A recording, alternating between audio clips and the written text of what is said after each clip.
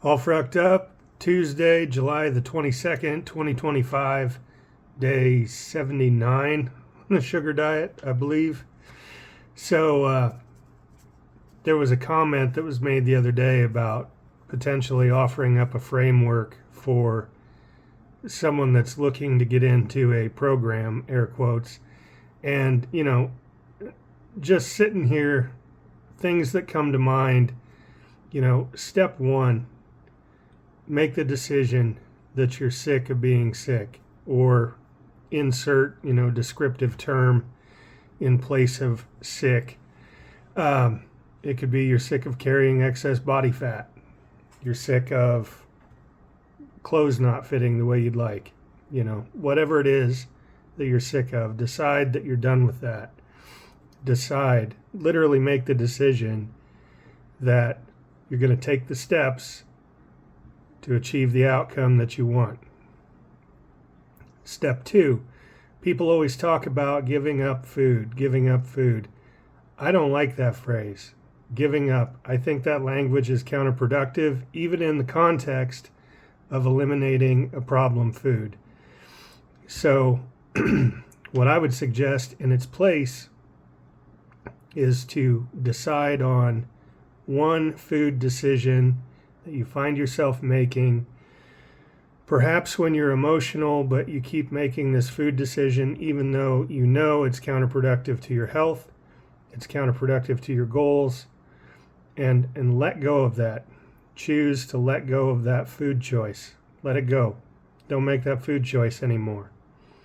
Step three, regardless of what your body mass might be, decide to exercise in some form 3 times a week. Now, do not limit that to specific days, because if something comes up, if you're like, well, I'll do it Monday, Wednesday, Friday, and something comes up, then you're going to feel an emotional low. You're going to be down on yourself. Don't do that. Just commit to 3 times a week. If it ends up being 3 days in a row, it ends up being 3 days in a row, but you get it in when you can. But commit to that.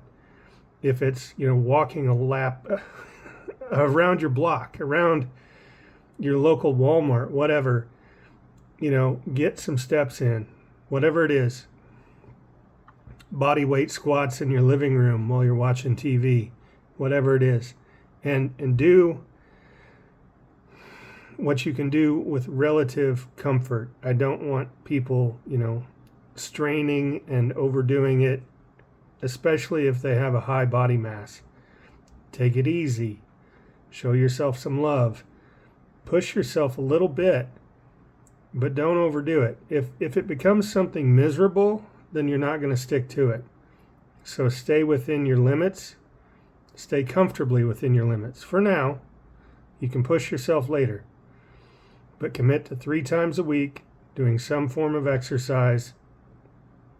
And again, do not assign it to specific days, because if you miss, for whatever reason, you're going to be down on yourself. But out of 7 days, whatever your activity is, it needs to be something repeatable that you do not miss 3 times a week. Keep your word to yourself. Build that track record of keeping your word to yourself. Now, step 4, I want you to weigh in. If you don't have a scale, go buy one. Weigh in at least once a week. I recommend daily, but weigh in at least once a week. The more often you weigh in, the more quickly you can course correct. I'm tripping all over my words tonight. The more quickly you can course correct. But also I understand that there's going to be scale fluctuations, and that can mess with your mind. So at least once a week or several times a week, daily if you think that serves you, but make sure you weigh in and keep a record of it. In a journal, in a spreadsheet, on your calendar, what have you.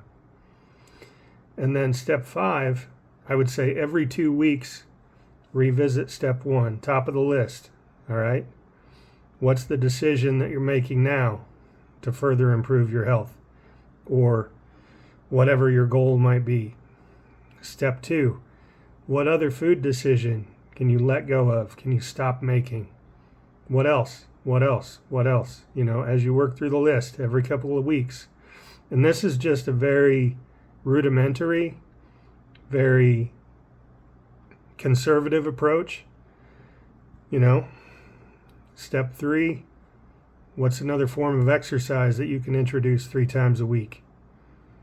Okay. And then step 4, maybe you weigh in more often. But that's a framework. It wouldn't matter if you're on low carb, wouldn't matter if you're on low fat, wouldn't matter what you're doing. You can still follow that diet that you've laid out for yourself. You're going to commit to the exercise. You're going to make better food choices. And that starts by letting go of the things that don't serve you. For instance, if it's ice cream, which is high fat and high sugar. If it's donuts, high fat and high sugar. Let go of that. Let go of that one food decision because it's not serving you. And you're not letting go of it forever. Once you're at your target weight, your optimal body weight, you could have that every now and then, knowing what the metabolic consequences are. But this is just a really rough, very rough framework for making some changes. And the thing that it's actually accomplishing underneath it all is you're keeping your word to yourself. You're keeping your word to yourself. And you've got to build that track record of when you decide something, when you say something, you keep the word that you keep your promise to yourself. So, you know, and I'm not big on labels, at least not negative labels. But if you have some negative self-talk that motivates you, as long as you're not calling yourself names, you can have that negative self-talk. Like, no, get up and move. Do it now. Things of that nature. Don't call yourself names. Don't label yourself in a negative way. But whatever motivates you, yeah, I fully embrace that. Whatever motivates you, do that. So, not my most eloquent video by any means, but I hope that provided some value to folks. I could add more steps, but I think those 4 steps are the most important. Make the decision to change something about your life. Let go of one food. One food every couple of weeks. Let go of one food that's not serving you. Step 3, introduce some exercise 3 times a week and don't miss. Okay? Don't tie that to a specific day, but do not miss. And then step 4, you don't have to weigh in more often necessarily, like I said earlier. But if you're keeping a journal or a spreadsheet, notebook, calendar, maybe write down your mood. Maybe write down how you're feeling. You know, just the more data that you put in there, the more you have to reflect back on later. And I would encourage you, even though I know that when I was at my heaviest, I was not excited about taking pictures. And in fact, after I dropped the 121 pounds and I was like, okay, here's my before and after. Once that was posted on the social media that I had going at the time, I deleted all those fat pics. So I wish I'd saved them at this point, but I didn't know I was going to gain the weight back. Any case, take at least one picture of yourself, naked, clothed, whatever you want to do, but take one picture of yourself. You'll thank yourself later, I promise. So then you got a before and after. Anyway, I hope you had a great Tuesday. I think that's it for this video. Thanks for tuning in. See ya.